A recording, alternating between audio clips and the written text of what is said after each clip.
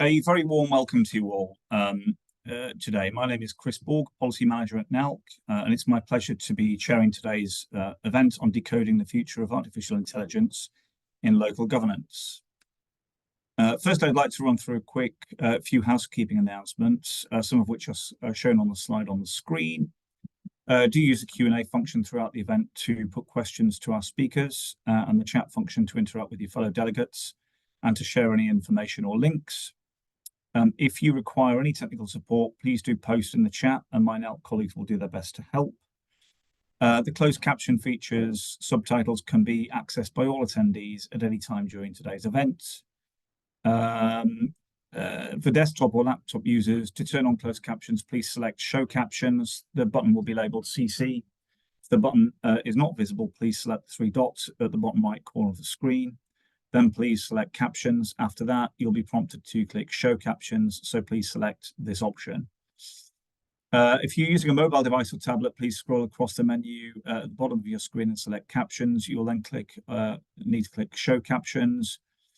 And then once the captions are on, you can access a live transcription of the event. Finally, if you've selected the closed caption feature, please use the reactions feature, the next button on the right-hand side of the closed caption feature, by clicking yes, the green emoji with a tick, to show us that the closed captions at your end are working.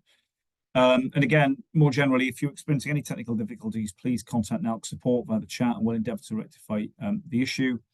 After the event, we'll send any presentation slides to use today by Jenny and Steve, the chat and any other information to you all by the end of tomorrow. And we'll also be inviting your feedback on today's event. So please do look out for the feedback form in Zoom, which should pop up on your screens following the conclusion of the webinar. Next slide, please, Liv. Okay, thank you. So now we'd like to thank its partners Clear, CCLA and Blast U Illuminations for their extensive support for today's NALC Online event, and as well, of course, to Cloudy Group, who are supporting us through the Star Council Awards relevant category sponsorship, and by as well speaking at today's event. That's brilliant. Next slide, please, Liv. Thanks. So moving on to the title and speakers for today's hopefully interesting event for you.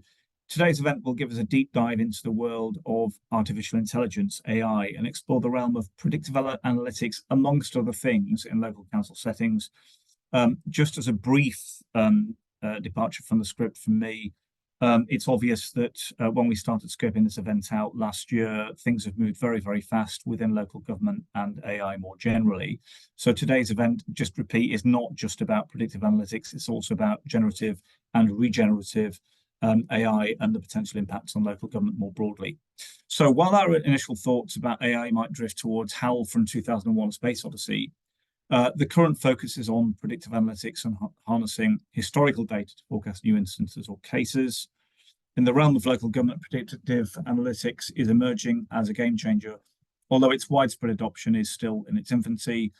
This session today will take you beyond the surface, examining sophisticated examples of predictive analytics in certain local public services. While some organisations have embraced this cutting-edge technology, most of the sector is just beginning to explore the opportunities and risks it presents. And that's something I think I would, if I could verbally underline that, I would. Today, you'll hear directly from experts who know the costs and benefits of using AI in local government, the use of assistive technology, and the likely impacts at all levels of local government if AI is more rolled out widely. You'll gain valuable insights today into how predictive analytics could shape the future of local councils and grapple with the broader moral dilemma, moral in brackets, presented by AI. So I'm thrilled today to be joined by a brilliant panel of speakers: Steve Walker, Head of Local Government and AI at the Cloudy Group, and Jenny McAneny, AI Programme Manager at the LGA, the Local Government Association. So enough from me. And I'm going to hand over without further ado to Jenny. Over to you, Jenny. And please bring up Jenny's slides, Liv. Thank you. Okay, thank you very much, Chris and Liv, for the invitation to be here. And hello to you all, and thank you for joining. So my name is Jenny McAneny. As Chris said, I'm actually Senior Improvement Policy Advisor in Cyber Digital Technology. So I've been leading the AI work for the LGA, but I also do quite a lot of work on cybersecurity, secure supply chains, and market engagement with the 317 councils that we support and represent. Next slide, please, Liv.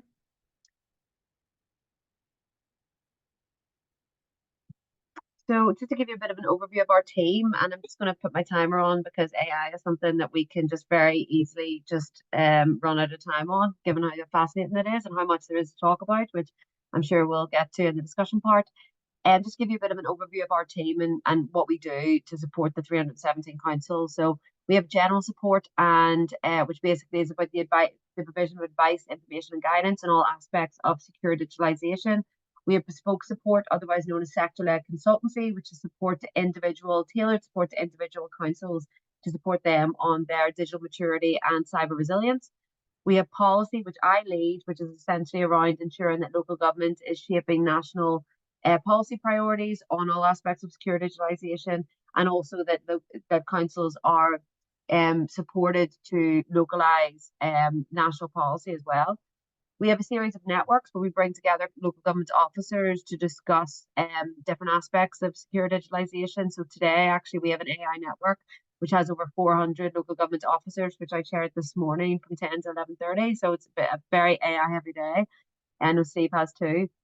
And we have that really speaks to the kind of governance, the safe, responsible, and ethical deployment of AI within council. So today we had the Alan Turing Institute along, for example, to talk about the ethical guidebooks that they've developed to support the kind of practical deployment of ethics, which is absolutely key. When we talk about ethics, it can be quite philosophical very quickly, which I'll talk about in a second. So in our networks, we have over 1,000 local government members on that and continually engaged.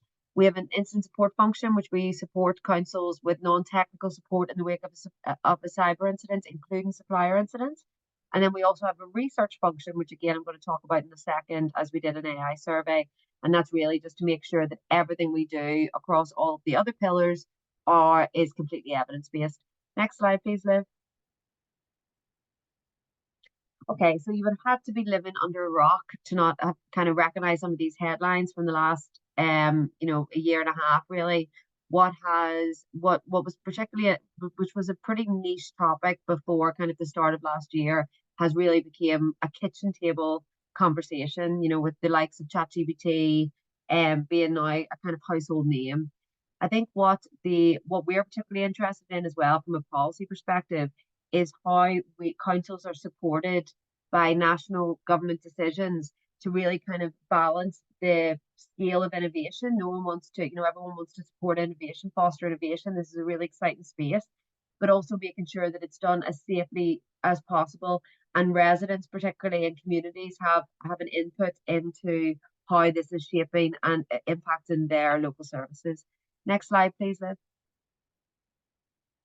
So what is AI? I think it's really important to start at the very beginning. And I think what's really important to stress is that there is actually no agreed definition about what AI is. It can be really challenging, and often what's really important is that we kind of start with trying to kind of foster that shared understanding to make sure that everyone's on the same page with what we're talking about.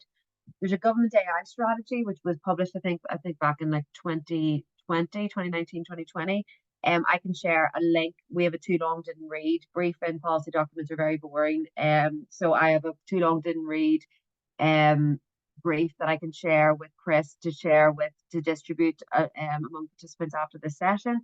But the government AI strategy basically states that defines AI as machines that perform tasks normally requiring human intelligence, especially when machines learn from data and how to do those tasks. And what we've seen is some of our kind of more mature councils in this space have adopted their own definitions to kind of underpin their governance and policy processes within councils. So Norfolk County Council, a more mature council, again, has kind of taken that human intelligence aspect, but then also included some specific examples of AI, such as machine learning, natural language processing, and robotic process automation. But here's the clincher, that when we talk about, normally the kind of common thread across all of these definitions is that it's machines normally doing things that would require human intelligence. But human intelligence itself is, as a term, is contested, because actually there was, big headlines last year about ChatGPT 4 having a higher IQ than Einstein, for example. But actually how ChatGPT, the kind of IQ tests, that's specifically how those tools are set up and designed. So actually, when we think about intelligence in a more comprehensive sense, without getting into philosophy, we think about empathy, and we think about like relational intelligence. Obviously, it kind of falls down there. Next slide, please. Next slide, please, Liv. So, speaking to the research function I mentioned earlier, we undertook a state of the sector AI survey last year. And you can imagine how challenging it was to develop a survey around something that doesn't have a clear definition. And also how, trying to kind of ask questions of councils that, as many people in councils, across, at different levels of maturity would actually understand as well. So we published the results. I think we took the survey took place from November last year to February, and then we published the results 2 months ago on our website on our AI hub, which again I'll share the link with you all through the post event mail out. But this is basically, we wanted to assess where councils were at in terms of risks, rewards, and readiness. And then we could use that to both inform our policy messaging, but also to inform our support offer to councils as well. So what we found across councils is that the majority are right at the beginning of their AI journey, with only 4%, including Norfolk, saying that they were actually innovative and kind of sector leaders on it, and then 15% respondents saying that they weren't using or exploring AI at all at this moment. Now, it's really important to stress again with kind of research integrity that there was 23% response rate. So again, we would expect those who are more mature and interested in this space to be responding to this survey, and those who aren't to not. So I think that's really important to say. Next slide, please, Liv. So I think within the 51% of councils that said that they were at an early stage, despite this early stage, there's still quite a lot of varied and exciting innovation happening. We have developed a series of use cases, what we call a use case bank, again, which I'll share with Chris to kind of show you the kind of flavour and variety and innovation that's ongoing in local government at the moment. But just to give you a little bit of a flavour, we're seeing generative AI tools to kind of support FOI requests and staff HR inquiries. We're seeing kind of small scale pilots on how perceptive AI, which is an Alan Turing Institute term, how it can be used on fly tipping recognition to kind of prevent, license plate recognition, for example, to catch fly tippers, predictive AI for assessing potential homelessness, and generative AI to produce internal business documents. And then we also were seeing kind of predictive analytics increasingly used in a very, albeit controlled and safe and human oversight in the use of adult social care, because adult social care, obviously, there's huge challenges with resourcing, and the demand is increasing. So trying to kind of, there's a Norfolk County Council are using predictive analytics to predict people who may be at risk of falls, for example, and then to kind of target resources to people who potentially need it most. Next slide, please. In terms of rewards, these are some of the opportunities. Predominantly councils are using it mostly in corporate council use. So when we talk about corporate council use, it's business functions, so procurement, HR, support with minuting meetings. There's a lot of hesitancy, and quite rightly, to start using it with kind of resident facing services. There is some kind of early stage use, but we're still kind of predominantly councils are more comfortable with it being used within internal processes. Next slide, please, Liv. And then we'll see there was the where when we asked for realized benefits of AI adoption, we're really looking at councils are most excited about it in terms of staff productivity, service efficiencies, and cost savings. Next slide, please, Liv. And then potential benefits kind of mirrors the same patterns, although so staff productivity, service efficiency, and cost savings. Again, cost savings is where councils are most excited about the potential for AI. The next slide, please, Liv. And in terms of readiness, so I think this is a really, really important slide and something that we've been kind of trying to use to inform our support offer with councils. Workforce is predominantly where councils feel that they do not have, that they're the least ready. And when we kind of picked a bit further into those workforce concerns, it was about the kind of support to training council officers across the council, but also the very specific technical and technologist capabilities within a council to kind of implement these technologies to, in the way that they need to. Data is also is a big issue in terms of readiness, particularly data foundations. Councils are very, very data rich organizations, having data on every resident in the country, but they are often described as insight poor because there's challenges with using that data as effectively as possible for improved services for residents. Next slide, please, Liv. Okay, next slide. So I'm going to whiz through these because I know I've got 4 minutes. So I just want to talk about our kind of support offer, and this is all the tools that we are creating will be all on our website, so it will be all open as resources for parish councils as well. So the support for councils to deploy AI safely and responsibly. So we are given the workforce challenges. I'll just pick out a few of these. So in terms of the workforce, training the workforce, we're creating AI unpacked videos, which are basically like 2.5 minutes short animated explainer videos to really unpack some of those very technical concepts. So what is AI? What is an algorithm? What is human in the loop / meaningful human oversight? And those should hopefully be ready in the next few months. And again, that'll be ready for use for your members also, Chris. We are doing a piece of work. A big concern is around compliance with like data protection and the public sector equality duty for councils. So we are looking at guidance on how to comply with those two statutory duties with the Equality and Human Rights Commission and ICO, particularly for procurement professionals as well. Given that we also, it's very hard to imagine how to kind of apply AI in real life. And Steve's going to come in with his presentation is going to shed more light on this. But we also have an AI hub with a use case bank that is continually growing.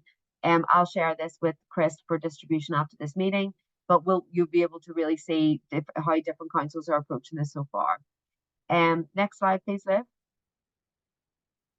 So in terms of sector leadership and peer learning, it's really important that like the 317 councils are all speaking as much as possible with one voice. So we're really kind of convening as much as possible partners across this space. So Socratim, Solace, iNetwork, Lottie, for example, and we're all kind of speaking with one voice in terms of policy messaging and trying to reduce duplication where possible.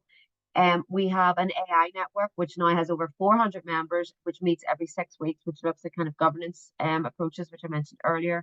We have an AI practitioners network, which now has around 200 officer members, which is at a slightly different level and focus. It's focused on councils who are developing tools in-house themselves to make sure that we're all kind of sharing as much learning as possible amongst the kind of local government community.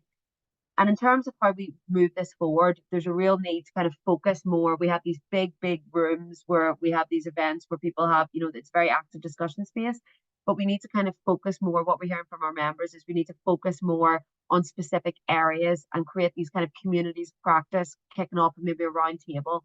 So for example, HR professionals are trying to kind of in real time, trying to address the challenges with AI developed job applications and answers to interview questions. So we need to kind of bring together HR professionals to talk about how they manage that and how different councils may have different approaches. Procurement, similar, and also a focus on governance arrangements. Every council's different. It's a really important part of localism, but our job is really to kind of bring together different approaches across different risk appetites and really kind of share that, facilitate that peer-to-peer learning where possible. Next slide, please, Liv. And then the last kind of area of support is around influence and policy. So as I mentioned, we have the AI survey, which supported that. We've done a series of events to kind of make sure that local government is really, local government needs, and local governments are considered as a vital part of the public sector innovation ecosystem. Normally that they are forgotten about within within central government narrative and resourcing of these areas. So we also develop a series of policy responses as well, focused on AI, making sure that local government needs and priorities are shaping those.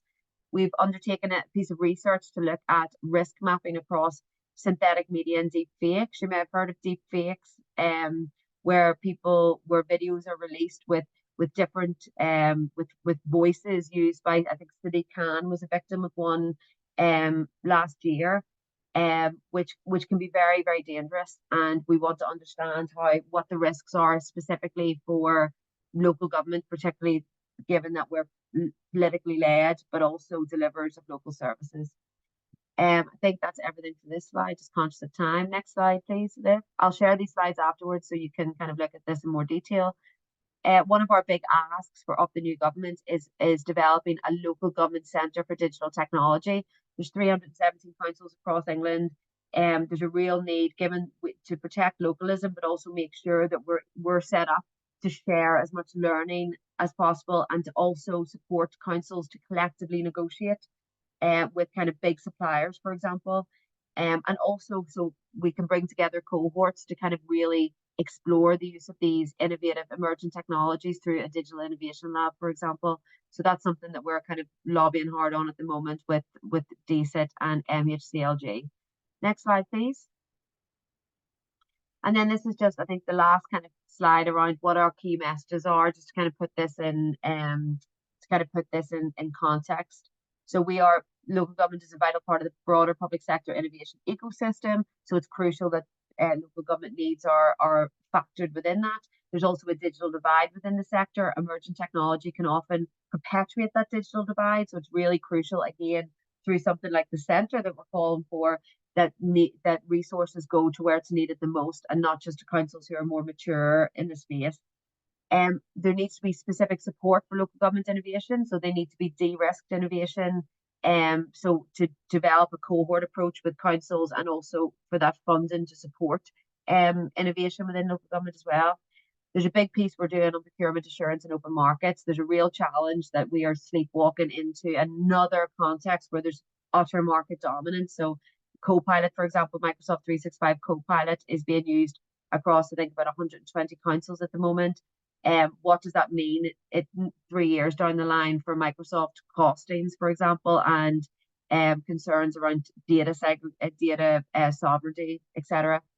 And then digital inclusion. It's really important that, it's very important that as we talk about how exciting these technologies are, we make sure that the use of them is as inclusive as possible and no one's being left behind.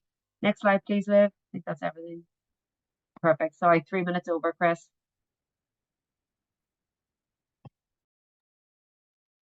Fascinating. Thank you so much, Jenny. That's really great in terms of a holistic overview of local government and the impact on the principal authorities, as well as some aspects that might come around the curve eventually to parishes as well. This is something obviously holistically which is going to affect the whole of local government, and has already started to impact your level of local government now. So it's right that we're having the event today. It's right that the LGA has created that program, and that you're obviously doing some brilliant work there, which hopefully now can continue to feed into moving forward. So please today send any of those additional links through, and we'll include those in the post-event mailing that Liv sends out by the end of tomorrow. So huge thanks, Jenny. Brilliant. Swiftly now back over to Steve, Head of Local Government and AI at Cloudy Group, for his presentation, which I'm really looking forward to hearing. Thanks, Steve. Over to you. Thank you, Chris, and thank you everyone for attending, and thank you, Jenny, for those really informative slides, and that information that Jenny's provided. I'm hopeful in sort of the next 15 minutes I can give you a bit of an overview of what's happening at the town and parish level, and what questions are being asked of us, and how we're able to sort of assist those councils that are on that AI journey, that were curious and now want to take sort of some small steps forward. Next slide, please, Liv.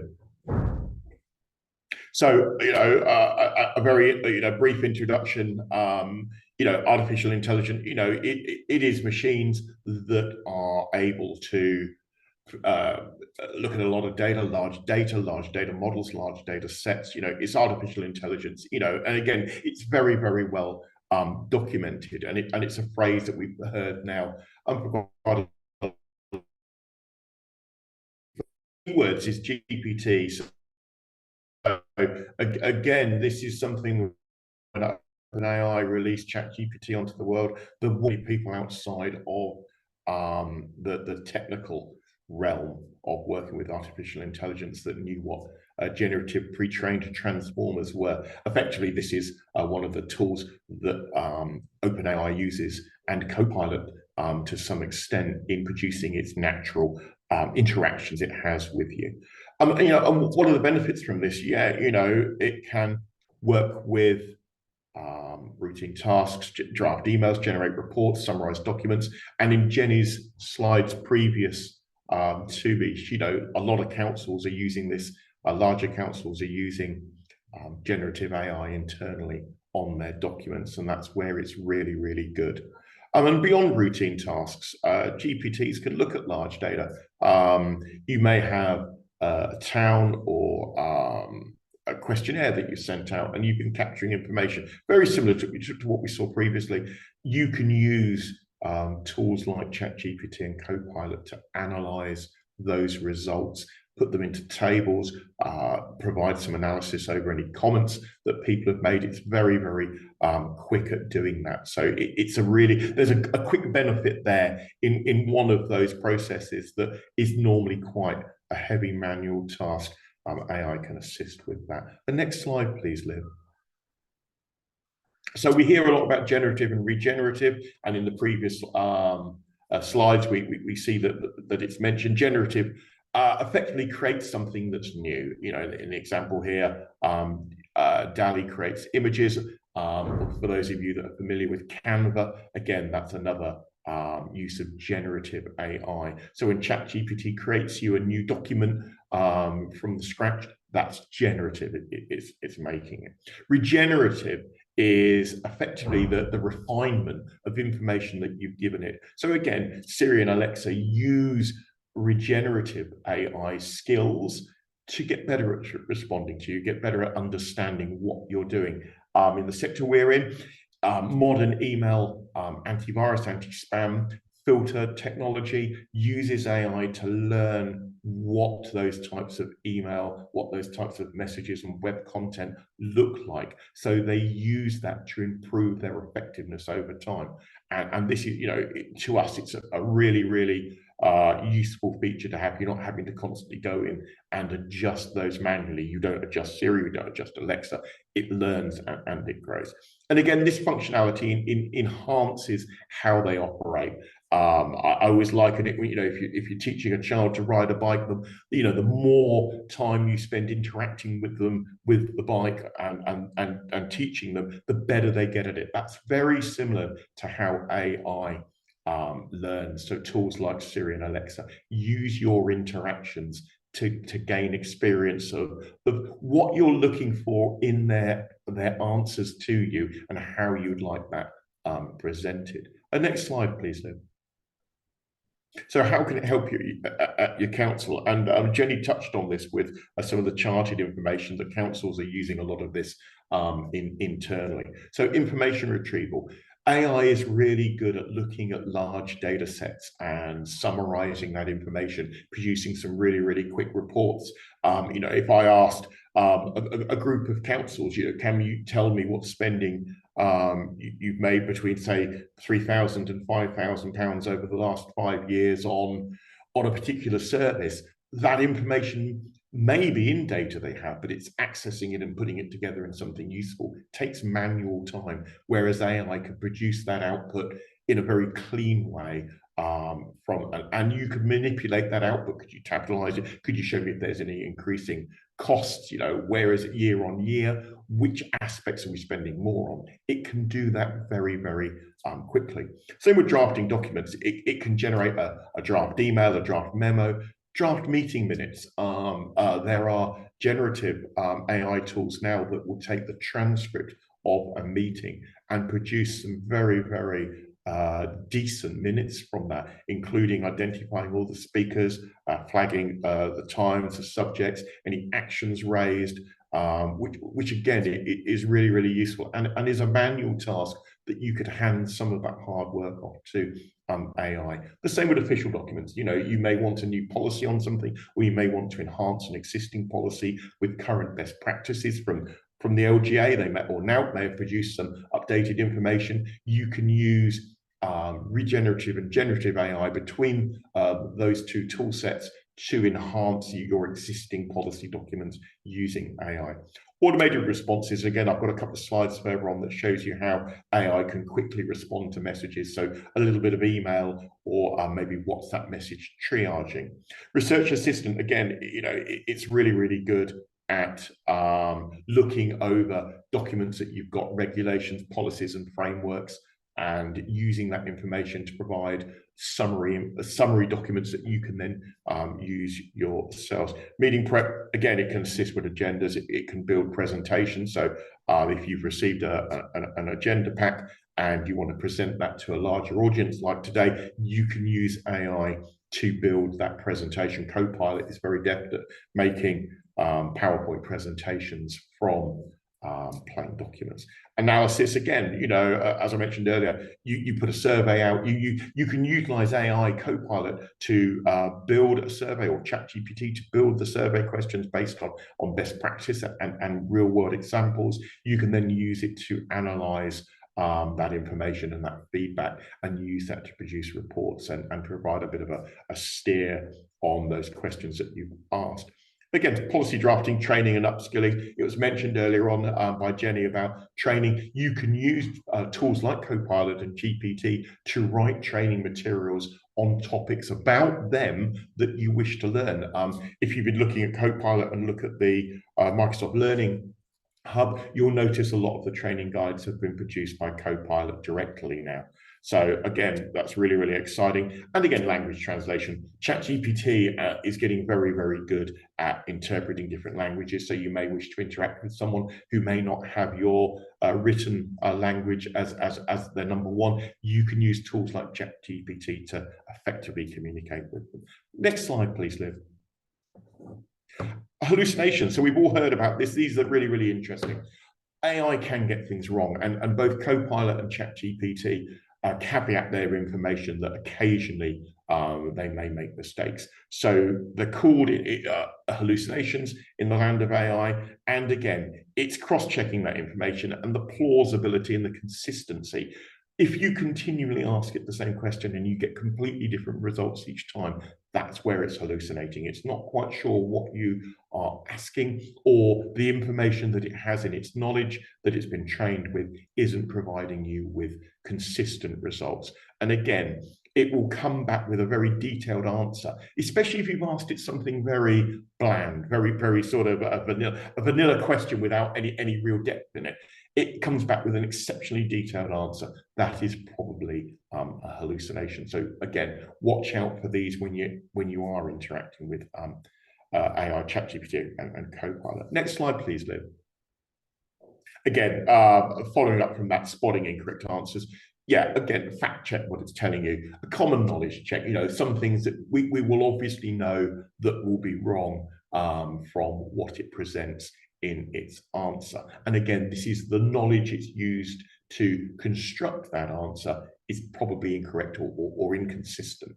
And again, ask someone else, you know, again, you know, go and look somewhere else, go and look it up, go and ask different systems, ask Copilot, ask Bard, ask ChatGPT the same question. And again, you use that to formulate, to work out which one is correct from that. And next slide, please, Liv. So laws in the UK, I know this was covered very briefly by Jenny. Obviously, there are the GDPR and data protection regulations. So if you are using data in AI, ensure that you're not using personal identifiable but PID data in there that can be sent beyond your data boundary. Obviously, as we're all aware, a lot of these large number crunching data centers are abroad beyond the UK and beyond the EU's data boundaries. So just be mindful of that. And if you are going to use it, say, with survey results and normalize the inputs that you've got in there. The Equality Act of Cool, you know, again, bias and discrimination. We were talking about this at other events. If you ask AI to look over, say, it produces a job description, a job specification for a new staff member you're recruiting, and then you give it everybody's CVs to analyze. You know, if it comes back and it only chooses the CVs for everybody under, say, 25 and it ignores everybody else, that might be a bit of bias. It may only choose male over female, or a mixture of both, only older male or older female. Again, check that it's not being biased and it's remaining neutral. The AI Act is proposed, and this is something I think the LGA will be working very heavily on, won't it, Jenny, is getting this act in place, because AI is at the moment running away from policies. It's developing and growing much faster than policy can keep up. So there is a proposed one to ensure that systems where we are using AI are safe and they're very transparent. So if content has been manipulated by systems, that it's transparent, that people state that. Again, both ChatGPT and Copilot will say that this has been created by them. And again, consumer protection laws, ensuring that any content that you generate isn't covered by certain laws, so it may not contain malicious information. And it's also fair, you know, especially if you're creating advertising material or print material like that, that it would fall under the consumer protection laws, and that it would need to meet that. Again, it's important to have some human oversight there. And next slide, please, Liv. Again, we hear a lot, you know, skeptical about the benefits. There are efficiency gains, as in Jenny's slide we saw. There's a lot of councils are looking at improving their efficiency first. That's where they want to see gains. And again, AI is really good at automating routine tasks. It can do that very, very well. Again, with decision making, it can look at large data sets, analyze them really quickly, and it can help officers, members in local councils make better decisions, because it can be asked questions in a natural way. You know, my example earlier on, can you show me spending? Can you show me any increase in costs for these particular services? You know, looking at budgets and looking at forecasting. It can crunch large data sets really, really quickly. Again, with service delivery, we see a lot of the larger councils mentioned earlier on by Chris and Jenny, where they're using or exploring the use of the AI-powered chatbots on front-end websites and at call centers to assist in retrieving information and automating a lot of those processes, which of course, you know, leads to cost savings. You know, if you can put a lot of work into AI automation that you have control, you may not need to use third-party delivery services to perform those tasks if you can move that in-house. Again, there are some case studies about where AI has shown actual benefits and improvements in process flows, and I'm sure that they're shareable via Chris with the larger audience, so where there's some examples. And again, it's familiar. If you've been using Alexa or Google, you know, that is AI. If you ask Alexa, will it be raining this weekend, and it gives you an answer, that is a very sort of tiny sort of part of how a large language model system is working. Next slide, please, Liv. Building policies with AI. So the next few slides are very, very brief. This is a bit of generative AI, a very basic question. You know, you may be making a policy for new employees onboarding. It can produce a very, very quick chart based on that input. Next slide, please, Liv. For triaging, here we go. You know, someone may have sent a message. So I've used a couple of parish and town councils in this to provide an example. You know, this could have come in via a social media channel, a WhatsApp channel, or maybe a very brief email. And again, you can use AI to triage that inbox, that Monday morning inbox you come back to. You can use tools like this to quickly respond to people. The next slide, please. Another good example here. Here's some draft minutes, and you know, I just want a summary, so highlights and key decisions from the attached document, and it can read that, put it together very, very quickly, and produce a nice summary output. So imagining this at scale, where you've got some very large reports, maybe you've got some quite verbose minute documents, and you want a very quick executive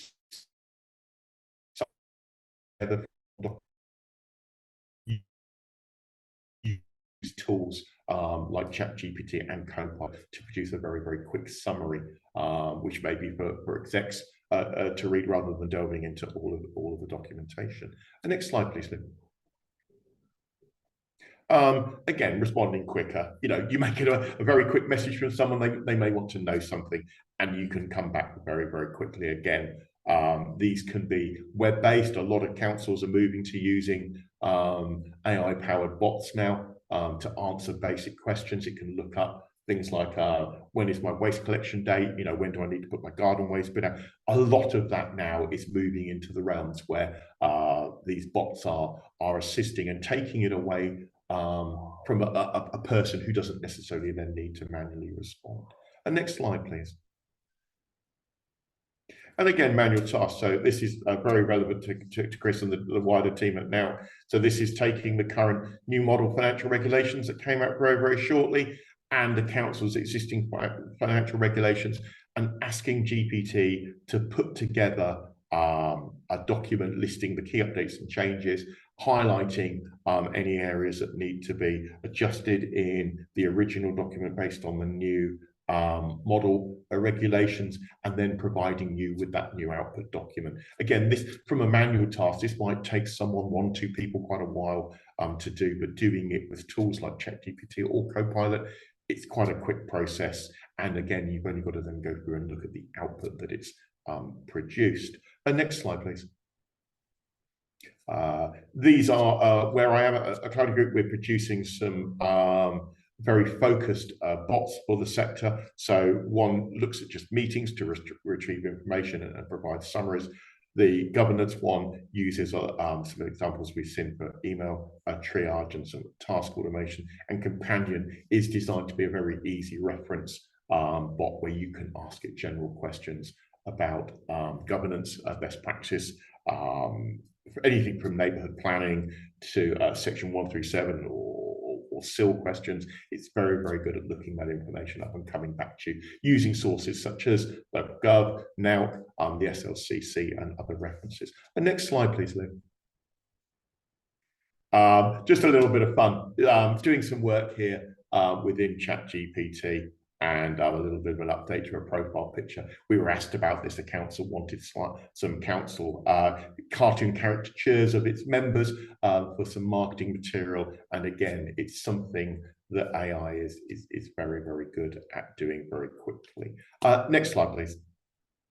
Yeah, I think that's probably it from me. I'm quite happy to join in the chat with Chris and Jenny and go over any questions that there are. Thank you. Brilliant. Thanks very much indeed, Steve. Hopefully people can hear me okay. That was really, really exciting and complements, dovetails exactly the brilliant slides as well from Jenny. Listen, it looks like we've got reasonably sort of full attendance today. I'm going to the Q&A sort of facility here on Zoom, can't see any initial questions asked, but for those, I think a lot of people dialed in a few minutes after the start and may have missed the opening remarks from me, which were nowhere near as interesting as what you and Jenny were saying, Steve. But just to reiterate what those were, that basically anyone wanting to kind of put Q&As to yourself and Jenny should put them into the Q&A box pretty much now, really, please, because we're approaching Q2 when, which is the Q&A slot for today's event until 1:10. Leaning on your excellent presentation and also Jenny's. So please do, delegates, please do post any Q&As that you've got regarding generative, regenerative AI, predictive AI, and how this will apply or is applying and happening at the relevant levels of local government in there, please. And if you'd like to vote any questions that you particularly like, then we'll ask Jenny and Steve the most upvoted questions. Usually with these events, we don't get the chance to ask panelists every question. However, I think the fact that we got two experts and specialists here on the call today is a unique opportunity, make no mistake, to ask some really clever people on AI questions you may have. So please do post them in there straight away, and I will keep my eye immediately on them real time. So first of all, we've got a question from Julie Routley, and I'll put this question to you first, Jenny. Do we need to purchase a pro version of ChatGPT to get the most out of it? Some of these questions might apply to variously, Steve, to yourself more, or Jenny more. I don't know. But obviously, we need questions to be posted into the Q&A by delegates if they're wanting answers to stuff. So I'll start with you first, Jenny, if you'd like to have a go at answering that, to your knowledge, please. Yeah, thanks very much, Chris, and thanks, Judy, for the question. And I think it's important to say I'm an accidental expert.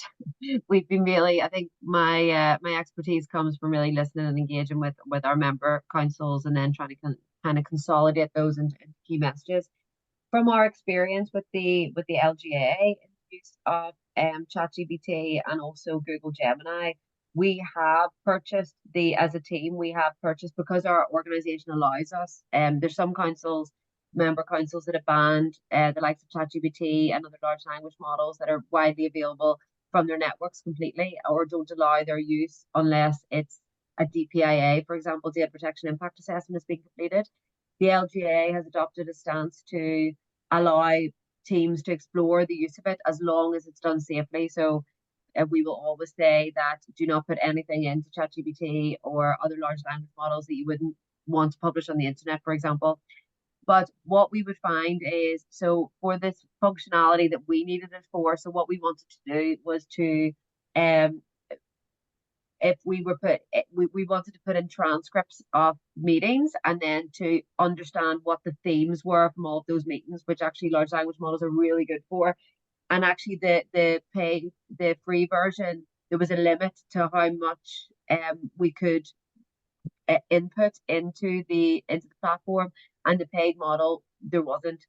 There's also ChatGPT, famously, the free version is trained from data. You might know this in more detail, Steve. It's trained from data up until like 2022. So actually, if you're searching for, say, for example, in my policy job, I wanted to know, okay, I went into ChatGPT, because a lot of people just use it as a fancy Google, right?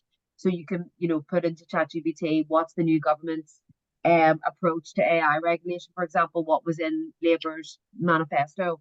They wouldn't have access to that information because it hasn't been that hasn't been part of the data that has trained it. But the paid version has access to the internet.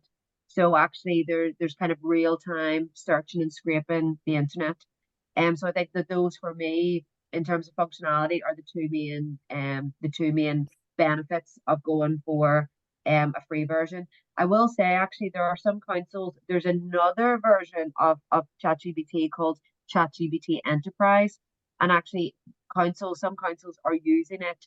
Basically, it's much more modifiable. If you have like a tech team in place, you can kind of modify that more so than the kind of off-the-shelf versions to meet your own needs. So I know that there's a council called in West Berkshire, which has used ChatGPT Enterprise to develop job descriptions, for example, like a first draft of job descriptions for the HR team in West Berkshire, and have used that for like FOI redaction, for example, which makes it more kind of tailorable for the council context. I'll leave it there. Fantastic. Thanks very much indeed. That's absolutely fascinating. Just scanning through the Q&A, no doubt, as you both are doing at your end, we've since then had 7 questions posted. What I will do, though, is make sure that Jenny, yourself and Steve get the chance to answer the same question anyway. Steve, any take on the brilliant contribution Jenny just made about Julie's question, do people need to purchase a pro version of ChatGPT to get the most out of it, in your view?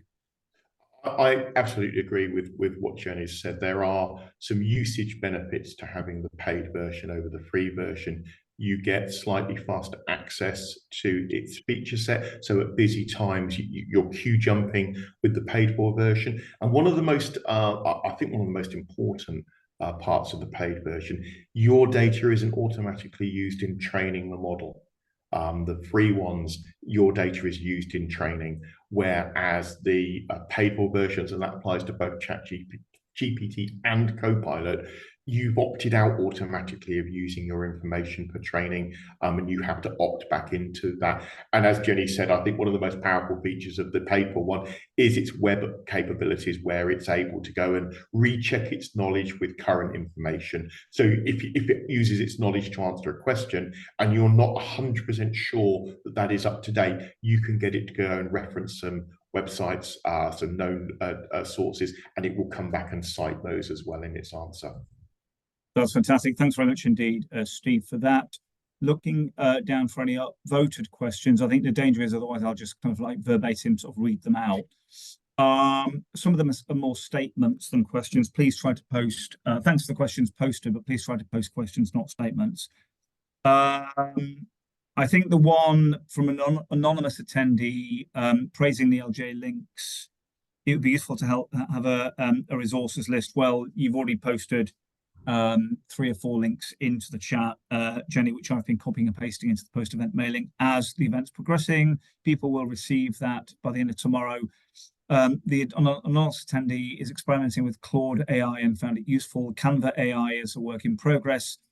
But it would be good to hear what others use. I don't mind opening that up, Steve, first to you, if you have any comments. But actually, what I think I'd encourage delegates to, if they have any comments, to post them into the chat, really, in response to that one. But Steve, if you, or Jenny, if you, Steve first, if you've got any basic comments in response to the anonymous attendee, please. Yes, from my experience, both Claude and Canva are quite capable tools. I think Canva's got the slight edge at the moment for a lot of people that I'm speaking to, who are producing a lot of marketing material, especially in local gov.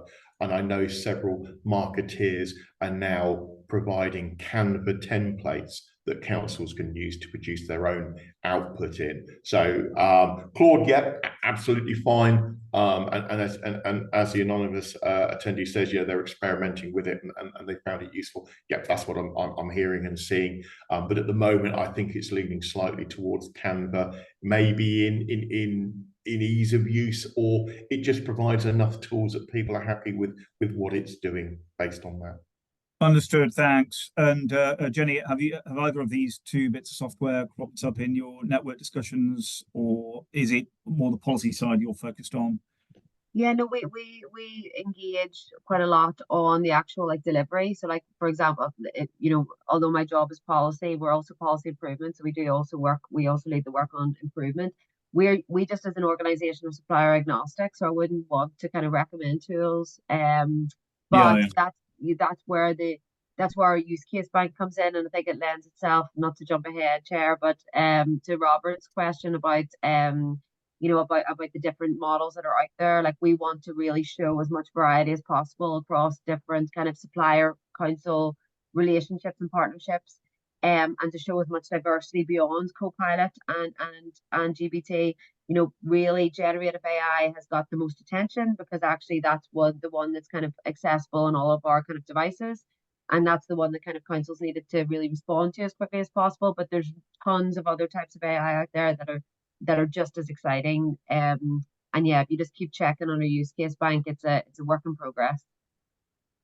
Brilliant. Yeah, and it does bleed into Robert's question, which I think it may well be the only upvoted question at the moment. So it has a vote. That's great. Thanks for answering that, Jenny. That was great.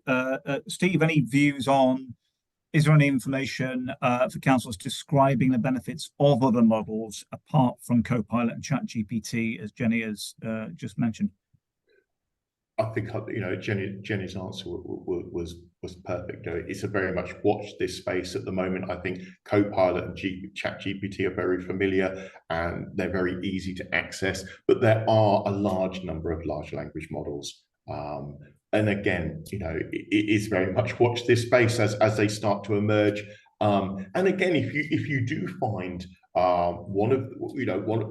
Google's Bard, for argument's sake, let's look at that. If you are finding that useful and it is working for you, then yeah, go down that route, explore that. But again, there are other ones that are emerging that may be slightly more niche, and they may be a much better fit for certain tasks. But yeah, watch this space to see what's coming. Understood. Brilliant. Thanks, Steve. I'm going to try to avoid questions which trying to steer panelists down a road of recommending particular software. Anything that's kind of general, I think that's fine. And clearly, some of the questions are quite good because they talk about, for example, so we could consider this one, Steve, in terms of like, AI packages. Are there general AI packages available at the moment which help or could help parish councils audio record a meeting, for example? So, I mean, Jenny, I'll throw it to you. Is that something which there's been much demand at principal authority level for? So AI that can record or audio record, say, a full council meeting or a planning committee meeting, for example? So we have been, certainly there's been a demand. I think that was one of the big selling points of Copilot as well, although there is now increasingly more use of Copilot in services directly. There's real exploration of the use of Copilot, for example, in minuting meetings led by social workers. We also, on our use case, and obviously that's a very closely regulated space because it's very vulnerable people. So that again is a kind of early stage piloting. And there's another use case that will be on our use case bank soon with Kingston Council with a tool called Magic Notes. And that again is trying to kind of is specifically a tool for social workers to record and minute their meetings. We've also been doing, engagement like this with the Association of Democratic Services Officers, and that's very much where they are most interested in the use of AI. Could they, given that the administrative burden on their task, on their job, really kind of takes away from their advisory and strategic advisory role that they could be playing with lead members. So again, this is very live discussion and planning, of course. But one of the challenges with planning is that where you have supplier dominance in certain markets. So within planning market in the back office planning software, the biggest supplier is iDocs, and actually it's very reliant on, which is quite an old product, and it's quite it can be quite challenging to kind of implement these innovations in products where there's supplier dominance, and that actually is across quite a few service areas in at my level of local government. That's fantastic. And different challenges, Steve, at different levels of local government. Anything you've picked up or anything Cloudy is developing, for example, you can talk about regarding audio recording meetings. I mean, it's something which, following the whole remote meetings debate either side of COVID, may well become much more, shall we say, pertinent, at all levels of local government. But anything in general you want to comment on, Steve? Yes, there are a couple of examples that exist now that are available to the sector that will produce quite reasonable minutes from an audio transcription of a meeting. So if you were transcribing this, or this was a Teams meeting, or maybe Cisco WebEx, and there was a transcript available from that, and that was able to identify the speaker, which again Teams and Zoom both do. WebEx I don't have personal experience of, so I'm going to presume that it does. There are tools available on the market now that will produce minute documents from them. There is a case study, a case in question of a London borough using it in its social housing reports, where it's taking quite the complexity of those types of meetings and using AI tools to read the transcript to produce quite verbose minutes. For that, again, like adult social care, it's very regulated, and it needs to be very verbose in their output, and then using tools to provide exec summaries from that action lists and so forth. So yeah, there are packages that exist at the moment that are available to both principal and down towards a town and parish level as well. And that exactly. Thanks for that, both brilliant. And in the context of GDPR, the different statutory requirements which obtain at different levels of local government. So, for example, as Jenny was rightly saying, adult social care may well not be, directly relevant to a parish council, which isn't, doesn't have statutory responsibility for that area, even though it's a soft policy space, which parishes may well have a role to play with in future. But equally, confidentiality I can see at both levels of local government, obtaining and being relevant. Jenny, your hand's up. Yeah, just on that point, Chris, because it's super important. When we've engaged with the ICO quite extensively on this, but to support councils ensuring that they are compliant with data protection, whilst also making sure that information governance teams in councils aren't seen as blockers. Often when and there's a real cultural challenge there as well, because trying to kind of create this culture of innovation whilst also making sure the councils are doing the right thing, and complying obviously with statutory duties. What the ICO has continually told us, councils are, every organization is data controller. When you're managing personal data, you are 100% accountable for that data. So you have to make sure that any suppliers you use, or anyone else that's processing that data, where it's going and how it's being used. And I think that that's a big hot topic in our network at the moment. The reason I use social care was because social care has another layer of regulatory of regulation on top of it, but everyone is subject to data protection law. Completely, and this is, isn't it, both?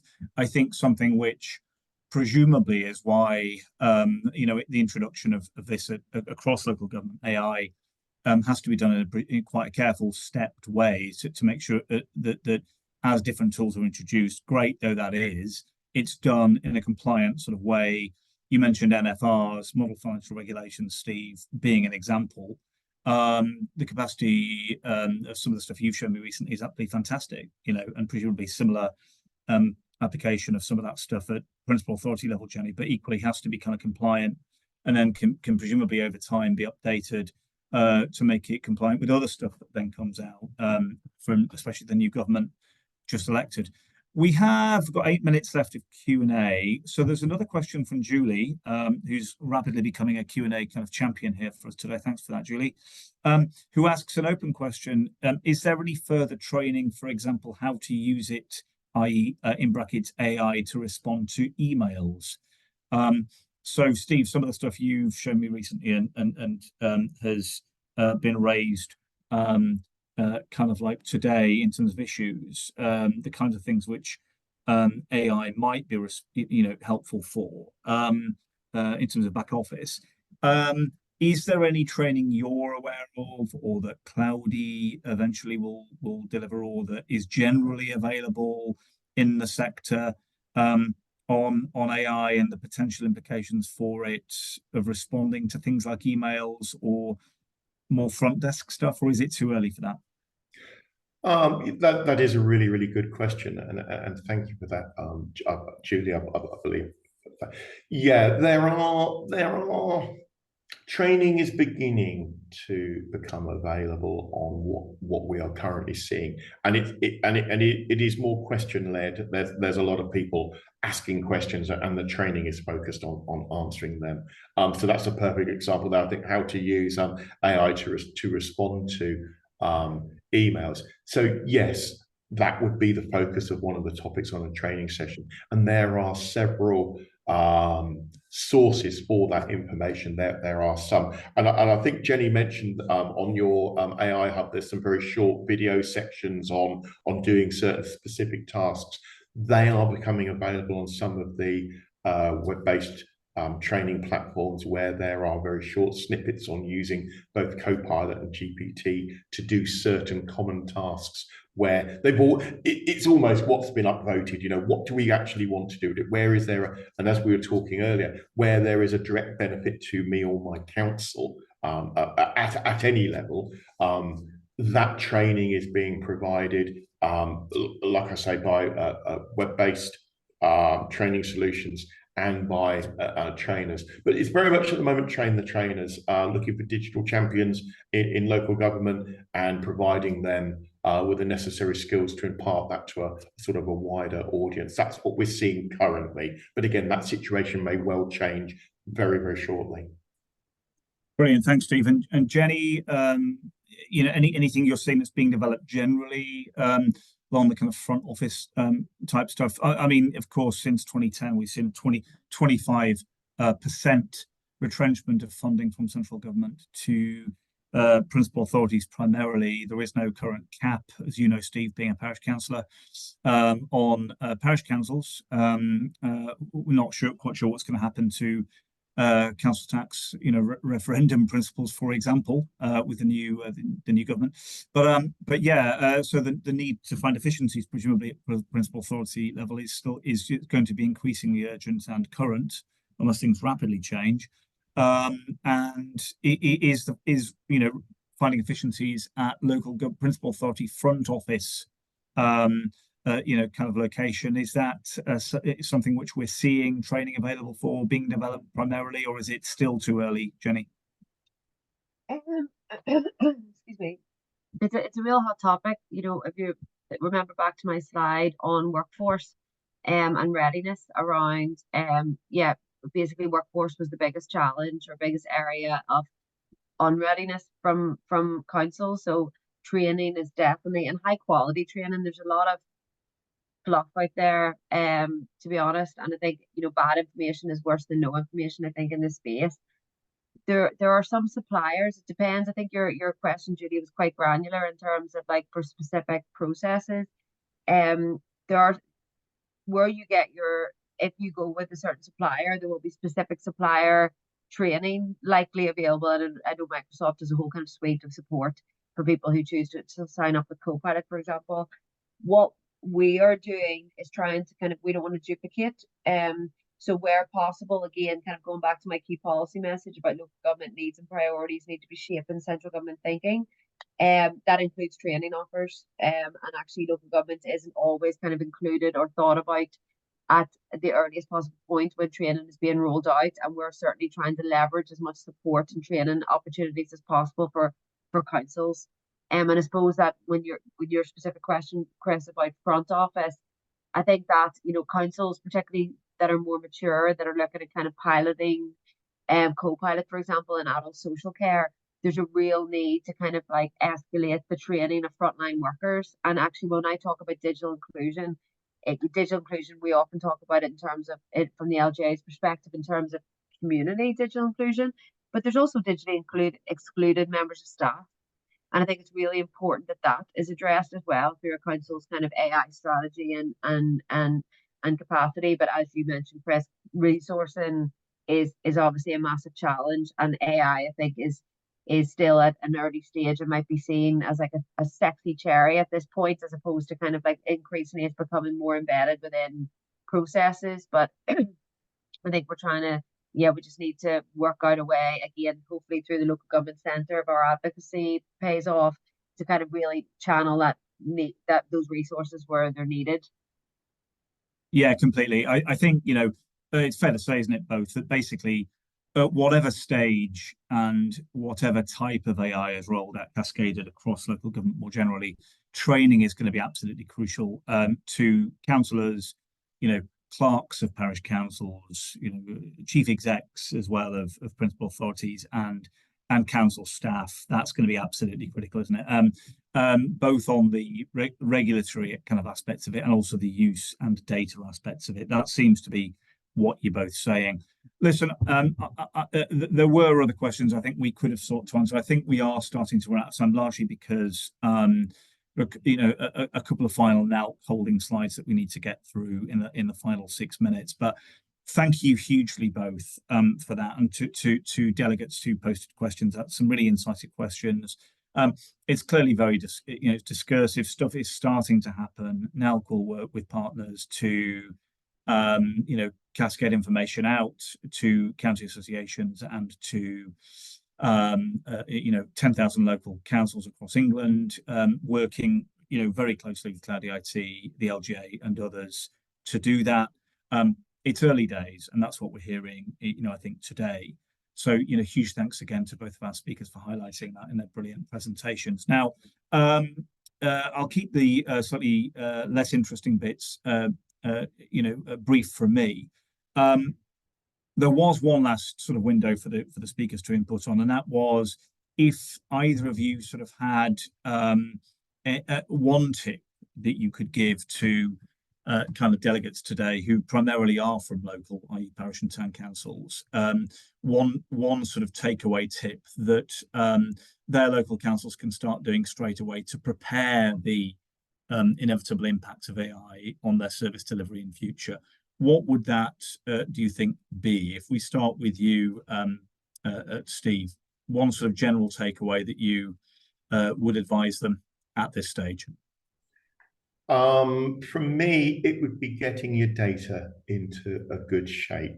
Have a look at what information you've got. And as Jenny mentioned earlier, councils are very data rich, but it's getting that data into really good shape, ensuring that any policies around data protection are in place, and any retention or security labels are there, so that the data is ready for when you want to start processing it using one of these large language models. It's in a fit state to use, and that if you have any protected or sensitive data, you've identified it, you've highlighted it, you've tagged it, and you've kept it away, either from being used in training or being accessed by the AI model itself. That's what I would say prepare for. Brilliant, thanks, Steve. Jenny, any final shots in terms of just general things that parish councils should be preparing for when this comes around the curve? Thanks, Chris. I would say that if you've got an AI hammer, then everything looks like a nail. So I think what we would suggest is, often, I think one of our big concerns at the moment is that this conversation is very much kind of supplier led, and often sometimes it won't be an AI solution that you require, and sometimes it won't be even a technology solution that you require. I think it's being very clear about what the problem is you're trying to solve, and then thinking through the other options before you kind of get to an AI solution. I think because it's a big sexy topic, people are really kind of going first or being pressured into kind of AI solutions first. And it actually mightn't be, because it is different than other forms of technology. There are specific risks associated with it that aren't included in, that aren't present in other forms of technology. And I think that, when we're at a crucial stage of trying to foster public trust, and local government really is at that front line of democracy, essentially, with, your members more than anyone, Chris, in terms of that front line of democracy, it's really crucial that that trust is maintained. And part of that trust is kind of not jumping in all guns blazing. No, that's brilliant. Thanks very much indeed. Yeah, no, it's iterative, and isn't it? And it's the power. I think dealing with something with this awesome power and potential actually is the biggest challenge probably for all levels of local government. It's fair to say, and that's no less true of municipal authorities, as you've kindly told us today, Jenny, of as well as the challenges Steve's rightly posited for parish councils, but to try and embrace that over time and do so in a safe and responsible way. So huge thanks both for your thoughts, your brilliant presentations, which again we'll share by the end of tomorrow with the links. Jenny, your link's already included in the post-event mailing. Anything else, please send us both through by the end of today. A huge thanks again to you both. Now, in terms of a couple of final points from me, this is an additional slide that we are slightly topically including today, because we're in the middle of our nomination period for the NALC Star Council Awards, for which the nomination period ends on the 6th of September. The challenge this year is, of course, that councils don't tend to meet in August. So in our attempt to miss the general election, and launch this kind of at a time when we wouldn't be clashing with that. We all thought it would be an autumn general election. It was called for the 4th of July. So with the nomination phase this year is including kind of like a month, which is August when parish councils don't meet. So we're going big on promoting the Star Council nominations in July, and we have done for most of this month. Steve's company, Cloudy IT, are very kindly sponsoring the Clerk of the Year category for that.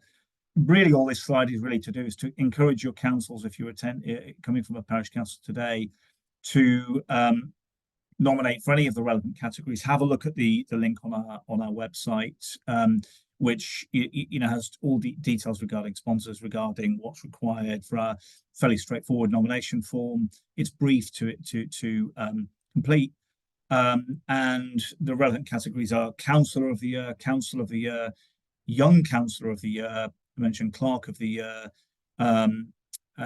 etc. And I think Climate Response of the Year, which is a new one, a new category for this year, and a sixth one whose name immediately escapes me. But basically, we have 6 key categories. If there are any of the information on the categories on the website you think your council can nominate someone for, anyone deserving recognition, unsung heroes who fit into those categories that otherwise wouldn't be mentioned or given some limelight, please do get your councils to nominate them by the 6th of September, and there'll be a reception and award ceremony next February, where people will be in receipt of a trophy if they win, and certificates if they're a named finalist. So please do, have a look on the website and nominate your colleagues today.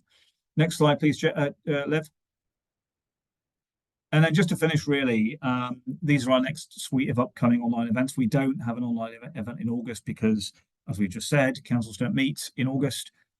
So the next online event will be on neighbourhood plans in September. That's almost sold out.